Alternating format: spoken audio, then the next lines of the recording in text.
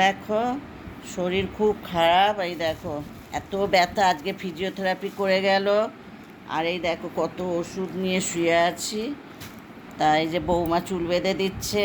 প্রচণ্ড এই হাতটাও না আজকে আবার খুব ব্যথা হয়েছে, জানো তো। তা কী করবো, এই মলম দিয়েছে, ওষুধ দিয়েছে।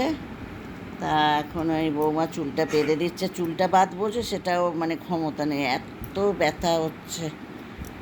তা ওই জন্য একটু চুলটা বেঁধে দিচ্ছে।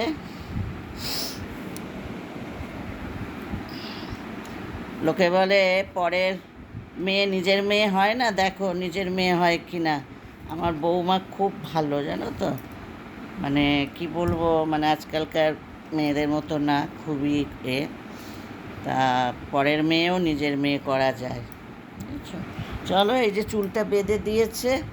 তা এবার একটু ওই ব্যথার জায়গাগুলো, ওষুধ খেলাম, তা একটু এই ব্যথার জায়গাগুলো একটু মলম লাগাবো, লাগিয়ে এই শুয়ে আছি। এত ফিজিওথেরাপি করে গেল দুপুরবেলায় এসে। তা 3টের সময় এসে এখন 15 দিন ফিজিওথেরাপি করতে হবে।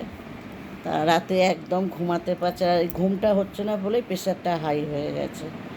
তা কী করব, কোনো রকমে এখন বললো কোনো ব্যায়াম ট্যায়াম করতে বারণ করলো, বলে এখন ব্যথা আছে তো ব্যায়াম ট্যায়াম এখন করবেন না। তা যাই হোক, ওই বৌমাই সব করছে। আমি শুধু দাঁড়িয়ে দাঁড়িয়ে একটু রান্নাটা করেছি। আবার একদম বসে গেলে না একেবারে বসে যাব, তা ওই জন্য। তো চলো একটু এখন এই ব্যথার একটু ওষুধ খাবো, আবার ওষুধগুলো খাই। তা চলো।